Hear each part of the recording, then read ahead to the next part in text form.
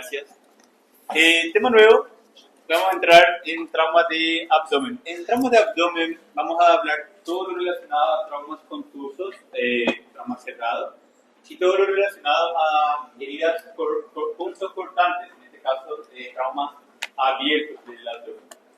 Bueno, aparte de eso, las lesiones de trauma del abdomen pueden estar específicamente limitadas a la pared abdominal o un trauma de pared. ¿Sí? Por ejemplo, voy a explicar nuevamente.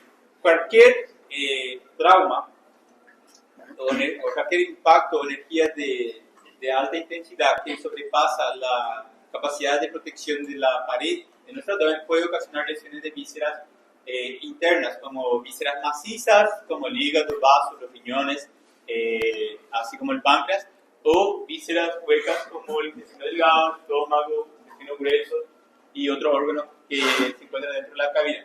Bueno, entonces, tanto el trauma abierto y el trauma cerrado, que son las formas de clasificar el trauma de abdomen en abierto y cerrado, los traumas cerrados son por objetos contundentes, traumas contusos, y los traumas abiertos son por objetos cortopunzantes.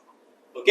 ¿Quedó claro? Entonces tenemos, sea un trauma abierto, sea un trauma fechado, podemos también tener lesión de trauma fechado de abdomen con lesión de pared o con lesión de vísceras internas. Y el mismo para el trauma abierto. Podemos tener un trauma abierto de abdomen solamente limitada a trauma de pared o también de vísceras internas. ¿Ok? Trauma de vísceras internas o órganos internos. ¿Quedó claro? Bueno, entonces es lo que vamos a ver aquí. Dice, definición, el trauma de abdomen es la acción violenta de agentes que producen lesiones de diferente magnitud e intensidad sobre los elementos que constituyen la cavidad abdominal. Sean estos solamente pared, que sería el que va a contener, ¿verdad? O las vísceras, que serían el conteúdo que se encuentra dentro del abdomen. En este caso también puede ser mixta de ambos, tanto de pared como de vísceras internas. Eso es en el trauma general, sea trauma abierto o trauma cerrado.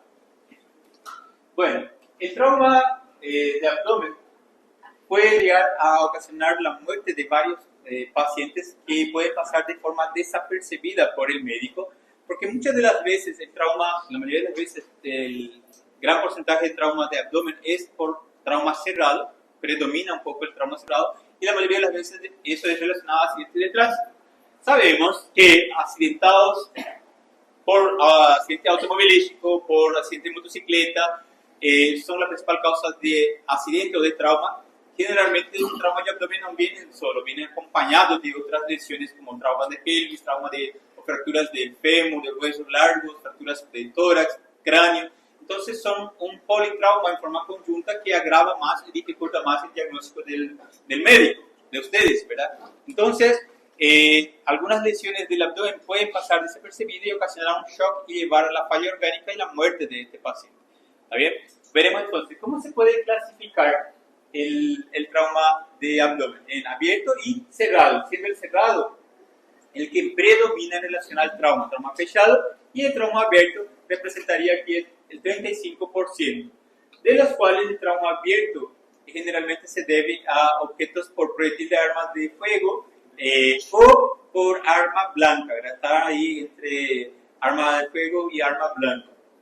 Bueno, vamos a tener aquí, de esos politraumatizados, nosotros siempre tenemos que hacer un ABCD de trauma para tratar de descartar lesiones que pueden llevar a la muerte, ¿verdad? En segundos o minutos, como por ejemplo laceraciones cerebrales, lesiones de la médula espinal alta, cervical, así como también lesiones o estallidos o rupturas o desgarros del corazón, rupturas de los grandes vasos que marcan de forma instantánea, ¿verdad? Muerte súbita por el impacto, ¿verdad? Y también lesiones que pueden matar en horas, ¿verdad? Son aquellos pacientes que llegan al hospital todavía vivos, pero que mueren al llegar o mueren durante su traslado. Son pacientes que tienen lesiones como neumotórax, pacientes que tienen hematoma subdural, fracturas pélvicas, lesiones del vaso o del hígado. Y en estos casos es donde nosotros vamos a priorizar lesiones de órganos internos, ¿verdad? Vamos a tener una hora que se llama la famosa hora dorada, o la hora del oro, porque en este caso fue acuñada como término recordatorio de la prontitud y la oportunidad con que se debe de manejar esta etapa. O sea, debemos de hacer un diagnóstico de un abdomen agudo quirúrgico lo más pronto posible y tomar una conducta terapéutica de vamos a hacer un tratamiento conservador, no vamos a operar, solo mantener en observación, o vamos a tomar una conducta radical de hacer una laparotomía exploratoria y ver que encontramos no abdomen, ¿verdad? Porque a veces si este paciente tiene un politrauma y un médico está pensando que tiene un trauma de abdomen, si ele não tem certeza y él entra y faz una laparotomía, estamos agravando más todavía la gravedad del paciente, porque si no tinha nada, agora se considera também um trauma aberto, porque o médico teve que abrir o abdômen com um bisturi. O fato de ser feito como cirurgião no quirófano com bisturi não significa que não é um trauma aberto o bisturi, o corte, tá vendo? Então, aí vocês tinham um paciente que já estava grávido, vocês erraram o diagnóstico e ainda abriram um paciente à toa. Isso agrava mais todavia o quadro do paciente. Então, o médico queda ali. Será que me arrisco? Será que faço uma laparotomia? Ou espero, ou faço outro método de imagem, ou tomografia, ou ecografia, para ter uma conduta quirúrgica adequada, verdade? Bueno, e aí, às vezes, o médico não tem essa possibilidade de solicitar uma tomografia em todo o paciente, porque não temos um paciente hemodinamicamente estável, ou não temos no serviço no hospital uma tomografia e temos que tratar esse paciente. Então, perdemos minutos e horas que é valioso para esse paciente, verdade? Eu já vi pacientes que podiam haver se salvado, que tinham sangrado pequeno, mas que demoraram muito a entrar em quirófano, o paciente entrou em choque e morreu por falha de órgãos. E murió el paciente. Por más que se operó, cuando se opera tarde el paciente ya chocado, no se puede hacer muchas cosas. Y también tenemos los pacientes que sobreviven en esa hora dorada, en esas lesiones, pueden morirse después de días o semanas después del trauma, así como complicaciones del propio trauma farmacéutica o da propia cirugía, en caso el cirujano hizo algún procedimiento o alguna lesión a más y acabó agravando más todavía el cuadro del paciente, ¿verdad? Y entonces esos pacientes que mueren días o semanas después mueren por sepsis, complicaciones sépticas y falla orgánica. Bueno, veremos entonces que en la parte del trauma de abdomen importa mucho la área de la anatomía, porque saber el sitio anatómico de lesión a nivel del abdomen puede ya orientarnos en pacientes que sufrieron, por ejemplo, trauma fechado. Levar uma facada e um disparo é fácil falar, esse paciente a gente vai operar. Mas quando é um trauma fechado e ele está hipotenso e a gente não tem ali uma tomografia ou um ecofaz e não tem nem radiografia, às vezes a gente pode confundir. Será que esse paciente está hemodinamicamente inestável porque ele tem um hemotórax massivo ou um pneumotórax hipertensivo? Será que ele não tem taponamento cardíaco? Será que ele não tem uma lesão ou uma lesão da coluna, uma lesão raquimedular ou um trauma cranioencefálico? Então, quedamos numa incógnita de será que é uma hemodinâmica inestável por um trauma fechado de abdômen? Será que eu tenho que abrir e operar esse paciente? Ou será que eu estou errando e vou abrir um paciente à toa? Isso é o que passa muitas vezes, ¿verdad? Então, vocês têm que estar capacitados. Não sei, creo que uma alumna uma vez me dijo, pede uma tomografia. Se eu não sei, pede tomografia. Não é sempre assim, vocês têm que saber. Se vocês são especialistas de guardia e são cirujanos, são clínicos, mas são especialistas, vocês têm que ser capazes de diagnosticar solamente por la clínica. Un neumotórax hipopercutivo, timpanismo, va a tener ingurgitación jugular e hipotensión arterial, neumotórax hipertensivo. No preciso de radiografía, tomografía para llegar a esa hipótesis diagnóstica. Un hemotórax masivo, yo voy a tener hipotensión arterial, machidez a la percusión, abolimiento del murmullo vesicular. No preciso de una tomografía. Coloco un tubo y ya tengo allí mi hemotórax. ¿Verdad? Un taponamiento cardíaco, yo voy a tener proyección, ingurgitación y voy a ejecutar área cardíaca, no voy a tener ruidos cardíacos, abolimiento. Entonces yo tengo un taponamiento cardíaco. Entonces yo no necesito de una radiografía o una tomografía para hacer esas hipótesis diagnósticas. La clínica es soberana, ¿verdad? Entonces si ya descartamos esas lesiones y ahí vemos que el abdomen tiene signos de trauma, por eso las regiones anatómicas son importantes. Por ejemplo, fracturas de tórax, torácicas, en los rebordes costales de las últimas costillas, novena, décima primera y la décima segunda, puede ya sugerir un trauma del lado derecho, un trauma por desgarro o perforación de las costillas en el hígado y yo tengo un hemoperitoneo masivo con shock hemorrágico, un shock hemodinámico por una lesión hepática. Solamente porque yo vi o a la inspección física palpé fracturas de las últimas costillas y un paciente que está hemodinámicamente inestable con signos de agitación, yo puedo deducir que está con trauma hepático. Si fue del lado izquierdo, entonces yo puedo tener una lesión esplénica. Y si es en la región lumbar, la región posterior, entonces yo puedo tener un paciente con trauma renal. ¿Está bien? Entonces esas regiones anatómicas son muy importantes. Por ejemplo, la región toracoabdominal, yo creo que ya le enfoqué mucho en eso, pero voy a volver a enfocar porque así únicamente van a quedar grabados en la cabeza de ustedes. Región anatómica, o región llamada toracoabdominal, va de la tetilla hasta lo que sería el borde costal. Toda esta área acá se encuentra el diafragma haciendo una cúpula de esta forma. Entonces yo puedo tener un trauma en el abdomen, un trauma penetrante, y puede atravesar el diafragma y ir para el tórax. Entonces es un trauma penetrante tóraco-abdominal. Yo puedo tener aquí una fractura de costilla con neumotórax, pero también puedo tener un trauma hepático. La región tóraco-abdominal hay que tener mucho cuidado. ¿Está bien? Bueno, saber aquí en la región de la línea media está el estómago, el tronco celíaco, está la arteria aorta más profundo, la vena cava inferior, está el páncreas, entonces yo puedo tener duodeno, puedo tener lesiones incluso del conducto pancreático, del conducto colédoco, entonces estas áreas aquí son muy peligrosas cuando el paciente es acuchillado o baleado en esa región. ¿Está bien? Bueno, luego tenemos la región lumbar, la región posterior, que también es región toracoabdominal, va del vértice de la escápula a lo que sería acá el reborde costal. Esta área también puede tener traumas renales, trauma en este caso esplénico, trauma hepático, ¿verdad? Paciente del lado izquierdo esplénico, lado derecho hepático y también traumas renales. Entonces es muy importante saber eso. Si un paciente también es acuchillado, ¿sabían que cambia si el paciente es acuchillado aquí en la región anterior? Esta es la región anterior.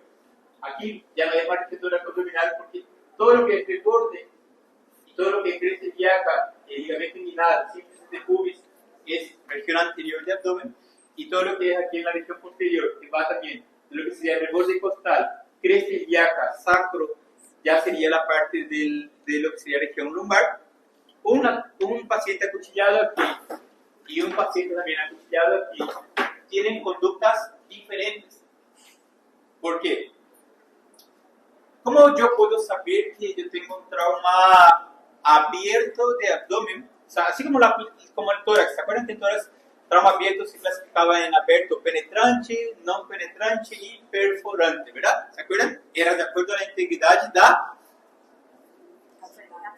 da pleura parietal. En el abdomen tenemos el peritoneo. Si yo tengo un trauma abierto de abdomen más el peritoneo está íntegro, intacto, entonces es un trauma abierto de abdomen no penetrante.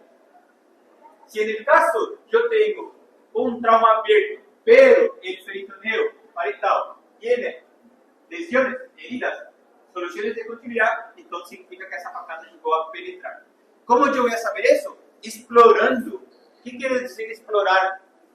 Voy a abrir un poquito más la ferida, claro que con anestesia local, lidocaína, anestesia, luego estéreo, bisturí, amplío un poquito, eso voy a hacerlo yo, até ver dónde llega esa profundidad de esa lesión. Eso se llama exploración quirúrgica. Incluso pueden limpiar o dedo, si o dedo de vocês entra lá dentro, confirmado ya a la penetración. ¿Se puede explorar en región anterior? Sí. ¿Lo mismo en la región lumbar? No. En región lumbar, ustedes saben que el abdomen se divide en cavidades. Creo que les expliqué ayer, ¿verdad? Ayer. Cavidad peritoneal y cavidad retroperitoneal. En cavidad retroperitoneal está riñón, glándula suprarrenal, vasos gonadales, los uréteres, la arteria aorta abdominal, la vena cava inferior. Entonces, cualquier lesión, incluso el petículo renal, cualquier lesión en región lumbar, herida, que ya tenga una lesión, no se debe de explorar, porque la mayoría de las veces el músculo cuadrado lumbar y el psoas, el cuadrado lumbar que está más lateral, acostuman a hacer hemostasia, un coágulo y acaban tapando la hemorragia. Se vocês vão abrir e explorar, vocês podem cutucar mais e fazer sangrar. Então é melhor entrar a quirófano. Não se exploram, se vão a quirófano. ¿Entienden la conducta? Por eso es importante saber la anatomía de esta en relación al trauma penetrante o en relación al trauma fechado. Bueno, veremos aquí región de los flancos. Aquí estamos diseñando los flancos. El flanco no va desde el borde costal a cresta ilíaca, ¿está bien? De borde costal a cresta ilíaca, no va hasta allá, en aquella imagen está muy alterada, está mal. Región pélvica va de la cresta ilíaca, síntesis de pubis, a lo que sería allá atrás, a la tuberosidad isquiática.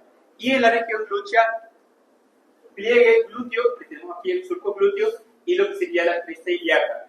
¿Es importante esas dos regiones? Sí. Acá pasa el nervio ciático, paquete vasculonervioso glúteo superior, paquete vasculonervioso glúteo inferior, paquete vasculonervioso pudendo interno, pudendo externo también. Acá va aquella vena femoral, nervio crural. Entonces, son sitios donde si yo tengo un trauma penetrante pueden ocasionar hemorragias y matar al paciente. Yo una vez tuve en realidad no tuve, falleció la nena. Una nena que tenía 7 años, estaba andando en bicicleta y fue en una descida, ¿verdad? Una bajada.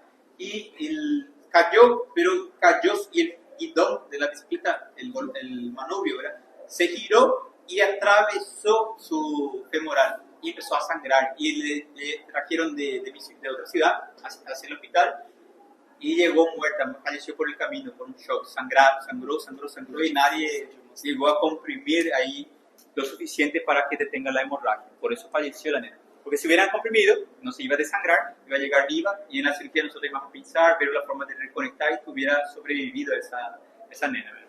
Entonces hay personas que no saben qué hacer en el momento cuando ven sangre y se desesperan. Bueno, aquí los órganos involucrados, por ejemplo, en el región anterior del abdomen, acá voy a encontrar colon descendente, colon sigmoide, vejiga, útero, anexos del útero, aquí colon ascendente, ciego, acá colon transverso, estómago, páncreas, duodeno, grandes vasos, aquí intestino delgado, yeyuno, ilio, mesenterio, vasos mesentéricos.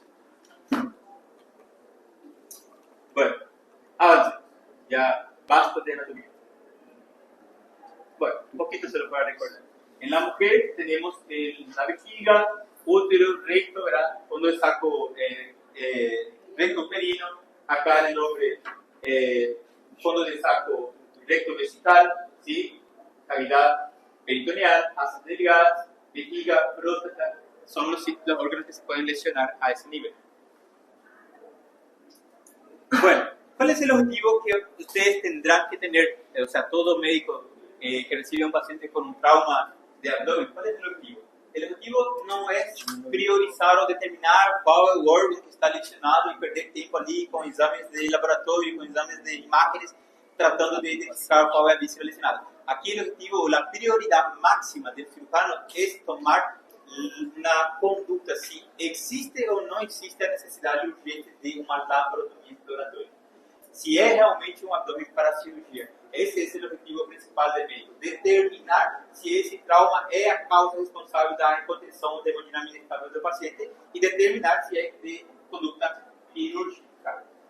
Esa es la prioridad. Y no perder tiempo con imágenes tratando de enfocar, ¿será que es una lesión del vaso? ¿Será que es del fígado? ¿Será que se lesionó el páncreas? ¿O será? No, esas son cosas que se puede hacer ya en un paciente estable o un paciente que ya fue solucionado su trauma. ¿Ok? Bueno, entonces, la evaluación inicial del abdomen no es intentar hacer el diagnóstico de cuál es la víscera que está lesionada, sino que es determinar si existe o no la necesidad de una laparotomía exploratoria. Bueno, como dijimos, trauma de abdomen se clasifica en trauma cerrado por objetos contusos, trauma abierto por objetos cortantes. El trauma cerrado puede ser un trauma de pared o trauma de vísceras.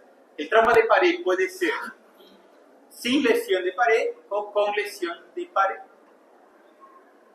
Trauma abierto puede ser no penetrante de acuerdo a la solución de continuidad de nuestro peritoneo parietal, no peritoneo, o penetrante, ¿verdad? Trauma penetrante y no penetrante. El penetrante puede ser sin lesión de víscera o con lesión de vísceras, perforación de intestino delgado, colon, estómago, vísceras huecas.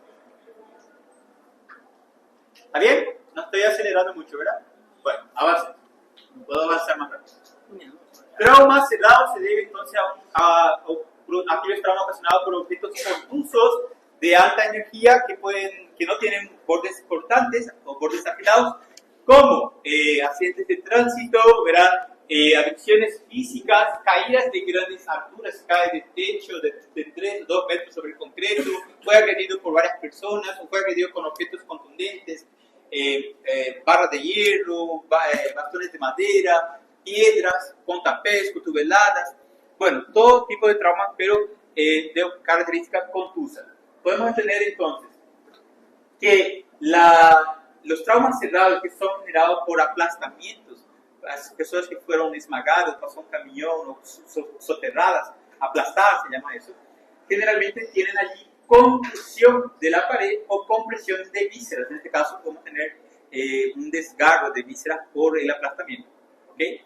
Ahora, en el caso de accidentes contusos, accidentes por desaceleración, sería automovilístico o motocicleta, por ejemplo, o caídas de grande altura, podemos tener desgarros, rupturas de la parte móvil. Sería esto, parte móvil es esto.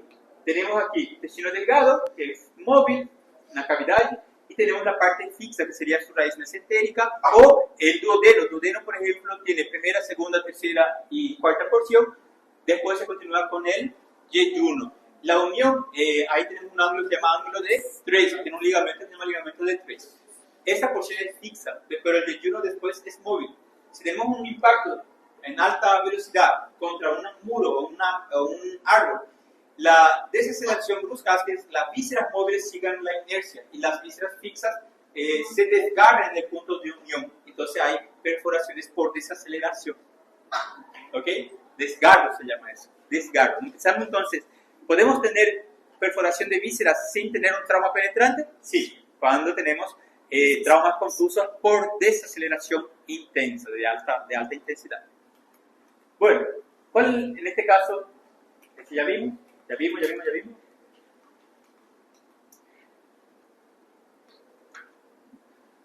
Ya, acá está. Puede ser por accidente de tránsito, caída de altura, agresiones físicas, explosiones también. Y el órgano, anoten ahí, más lesionado en trauma cerrado de abdomen de conducta quirúrgica es el vaso.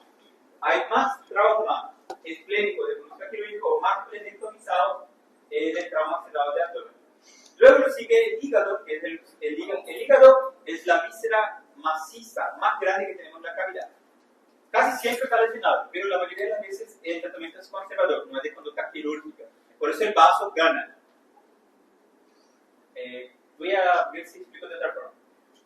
En un impacto de alta energía, una explosión por ejemplo, las vísceras macizas absorben esa onda de impacto.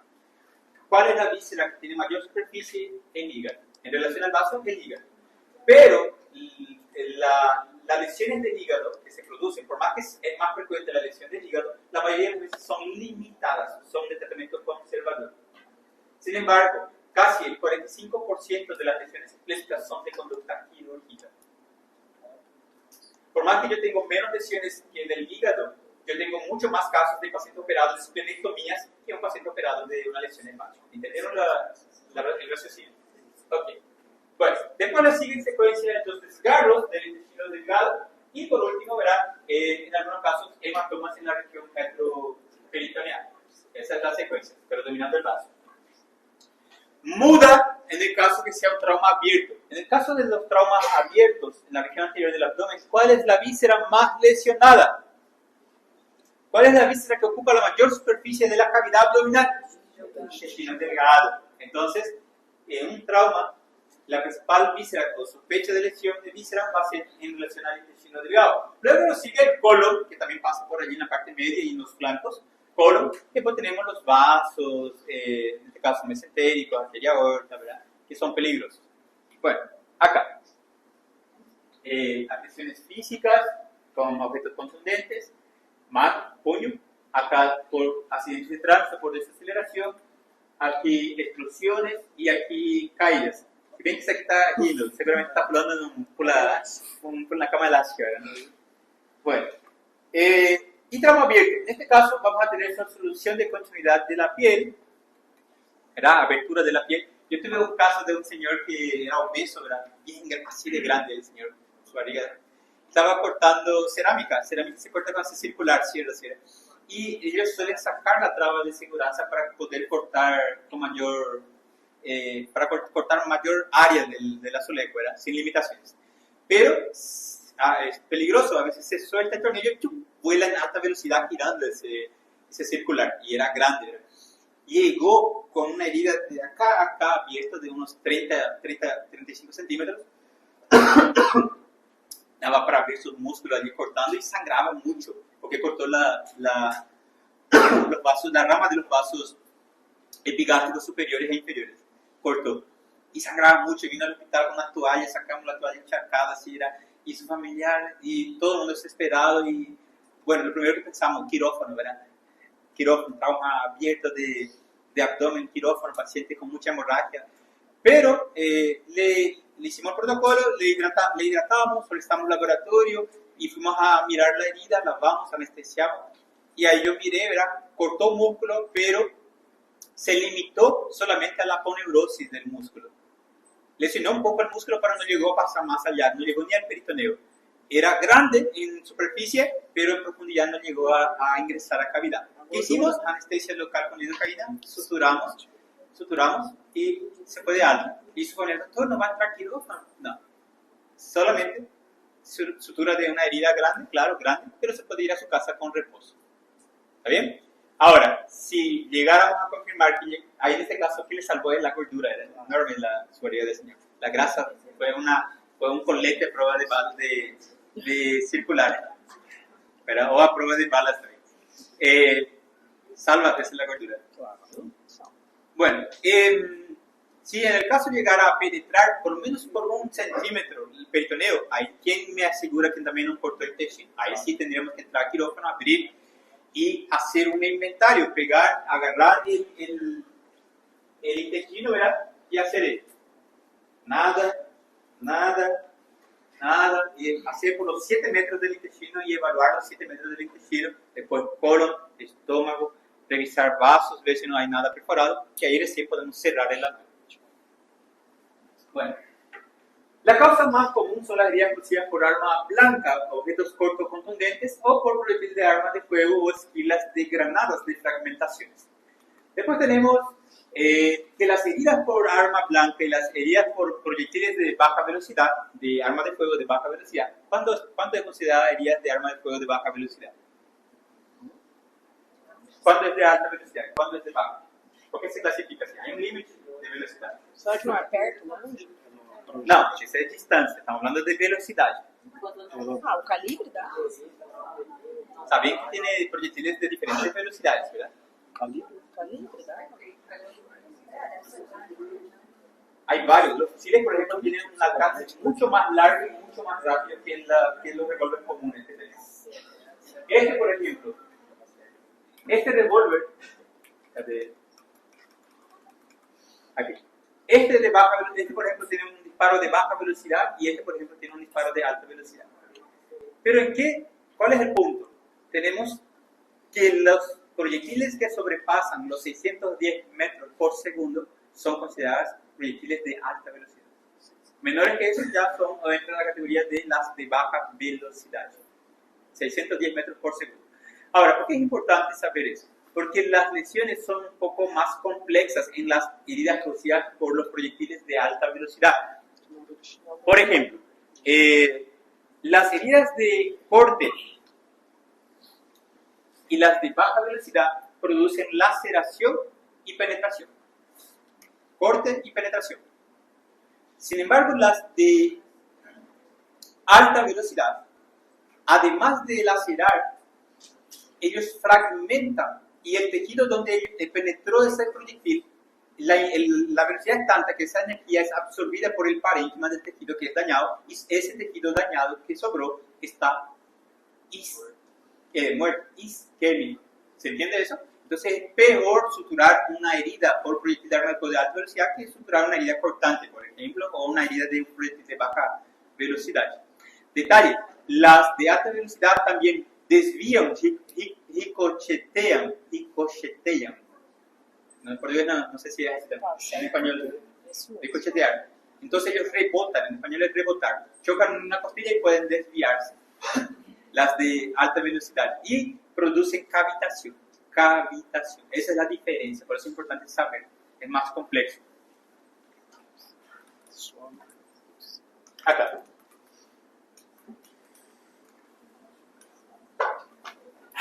Las heridas de baja velocidad causan laceración o corte, sin embargo las de alta velocidad causan desviación, que sería hoja boche, fragmentaciones y cavitación.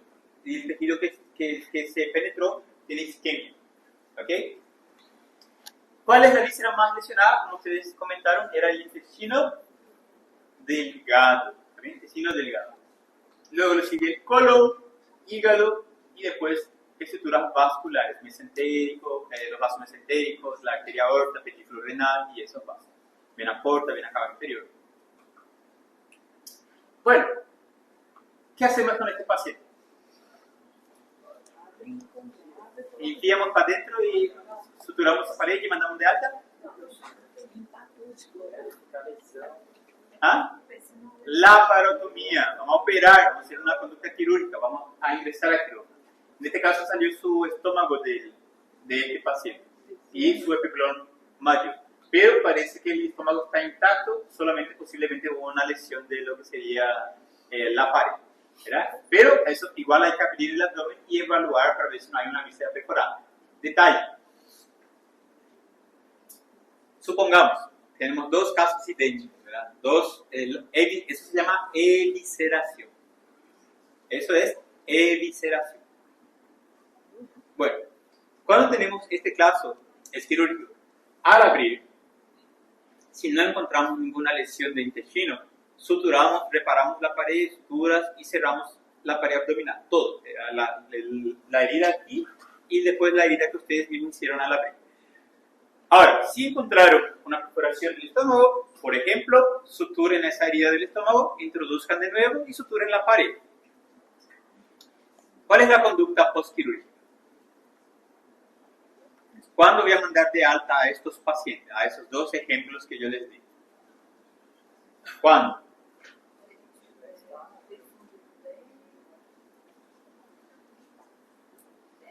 Bueno, el que no tuvo perforación de víscera puede irse mañana mismo de alta. Incluso podría irse hoy, pero como el protocolo es 12 horas después de la anestesia, tiene que quedar 12 horas, solo por la anestesia les dejo más un día que más, después se va de alta. Solo por la anestesia. ¿Por qué? Porque no hay perforación, él puede irse a su casa y comer. Ahora el otro que se suturó tiene que quedar en ayuno por 2 o 3 días, tiene que quedar en observación porque puede tener fugas de sutura dentro de la cavidad. Fugas de sutura puede ocasionar peritonitis. Entonces se quedan 3 días de internación. Es diferente el manejo del protocolo de ese paciente. ¿Se entiende? Bueno, y este ejemplo acá. Esta conducta quirúrgica, consiste eso, ¿verdad? Ustedes olvidaron ahí, una facada ali, ¿ves? Con el cuchillo y no precisa ni preguntar cuál fue la arma blanca. Faca de cocina ya está ahí, ¿verdad? Se retira aquí, se puede retirar ahí mismo en la sala de urgencia. Muy bien, no se retira. Se prepara el paciente, se va a quirófano y el quirófano se retira. Primero, antes de retirar, hay que abrir el abdomen, ver allí dentro dónde está, porque puede estar comprimiendo un órgano y está estancando la hemorragia, y al sacar ustedes van a tener una hemorragia chica. ¿Está bien? No se olviden de esos detalles. Puede estar aquí en la vena cava, en la vena porta, en la vena, en la arteria aorta, entonces tienen que estar allí preparados para suturar eso. Hay entubadas esa paciente. Bueno, no hay duda que es de conducta quirúrgica. Estos son dos ejemplos de indicación quirúrgica para la laparotomía. ¿Anotaron? Objeto cortante sobre la pared y evisceración. Esos es solo dos ejemplos. Hay más ejemplos. Vamos a tener unas listas que ustedes van a tener que recordar de memoria para su examen. Bueno, ahora se hace el análisis del trauma del paciente siempre es un trauma de abdomen, claro, pero tenemos que priorizar siempre si el paciente tiene una buena vía aérea, una buena ventilación, ¿verdad? Si tiene, ok, prioriza después la herida. Pero si él está en shock, un paciente chocado con hemorragia interna, con shock hipovolémico, tiene disminución o alteración del nivel de conciencia. Puede llegar al punto que su Glasgow desciende y el paciente no es capaz de mantener una buena mecánica respiratoria por deterioro del nivel de conciencia a consecuencia de la hipovolemia, de la hipoxia cerebral. Y ahí tenemos que intubar. En ese caso, vieron que acá la chica, la paciente que está acá, está intubada, pero la única lesión que ella tiene acá es una facada en el abdomen. Posiblemente ella entró en shock con deterioro de la mecánica respiratoria y se le intubó. ¿Ven la diferencia? O ya está en quirófano para cirugía. En este caso, quirófano. Allá está el balón de oxígeno, máquina de anestesia, está quirófano.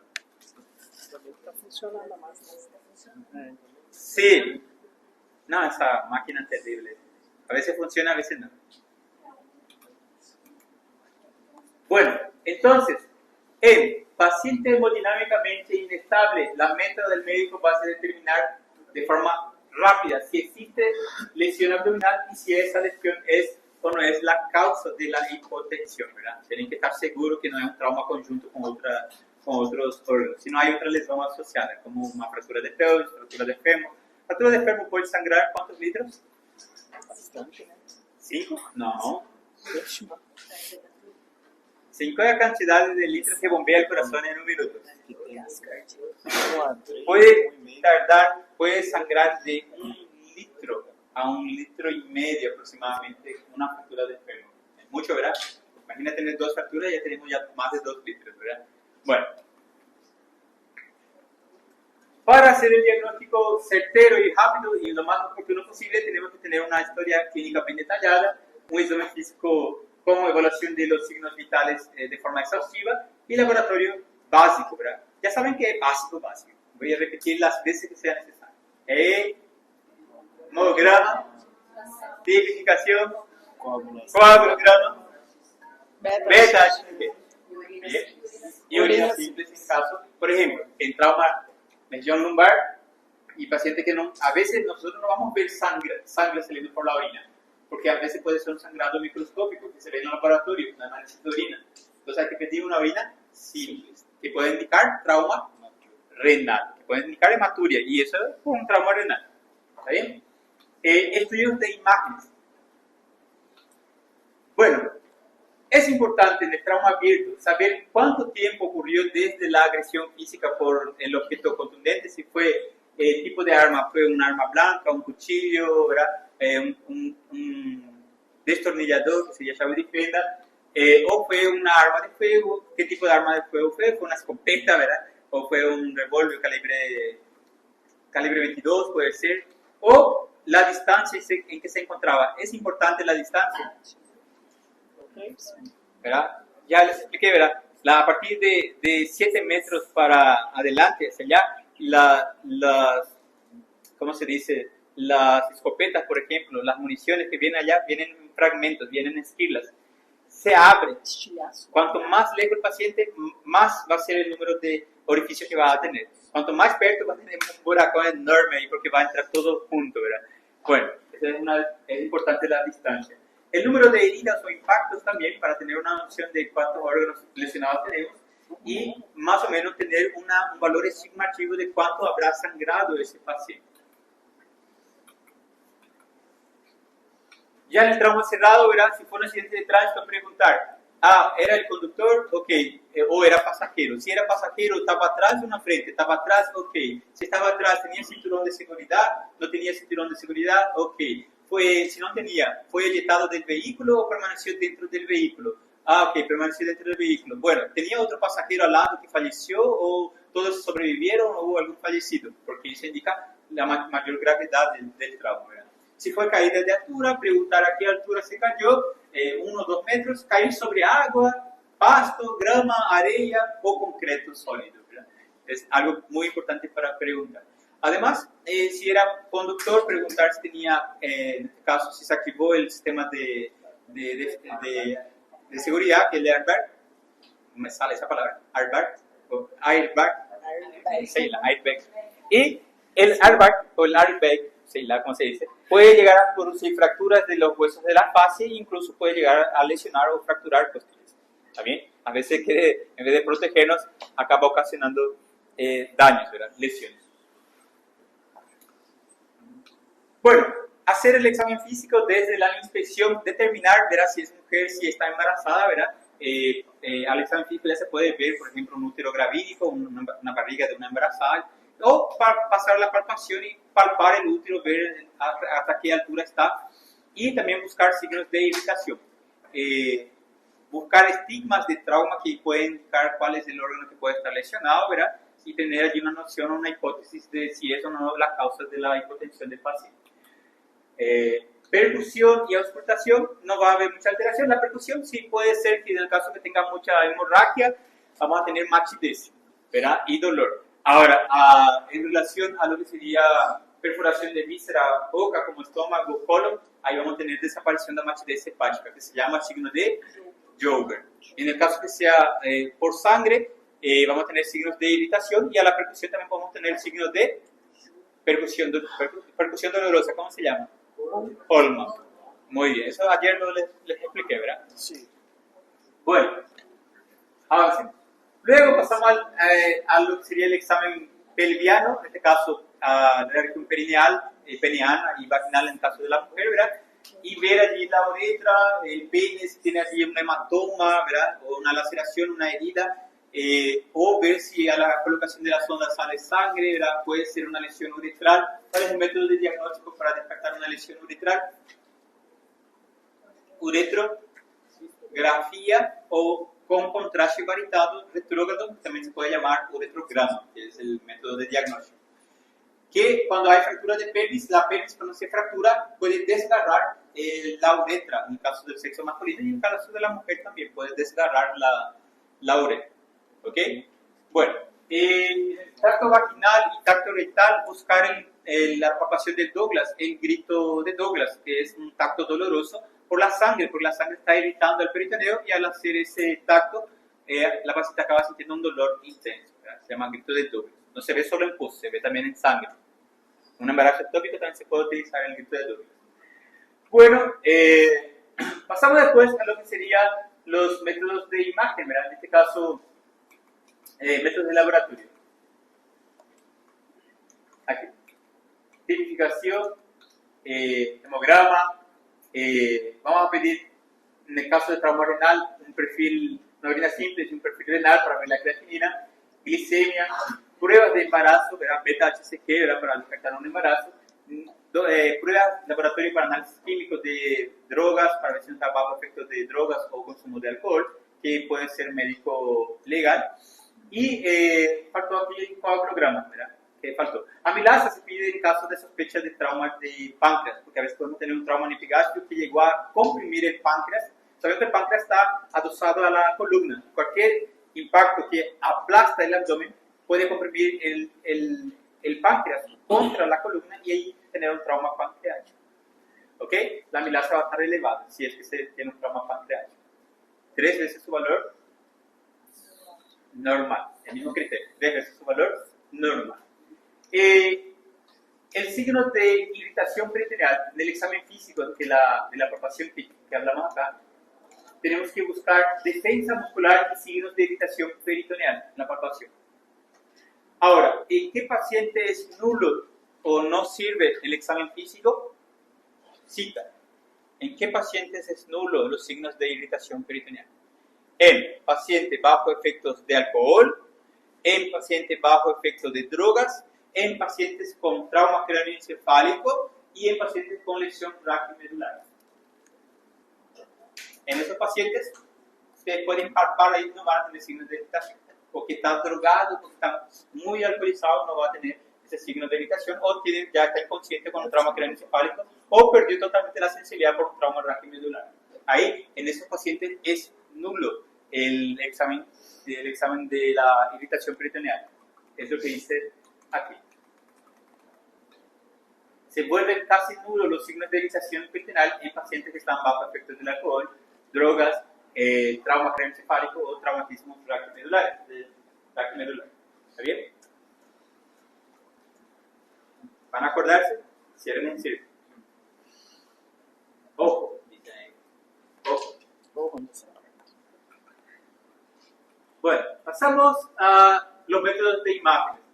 En ellos tenemos la triada radiológica clásica. Siempre en todo trauma hay que solicitar una radiografía de columna cervical, una radiografía de tórax y una radiografía de pelvis. Y agregar, en este caso sospecha de trauma de abdomen, una radiografía de abdomen. ¿Para qué el abdomen? Porque podemos ver fracturas de la columna lumbar, porque podemos ver allí neumoperitoneo por perforación de vísceras, signos de Popper se llama eso, y es muy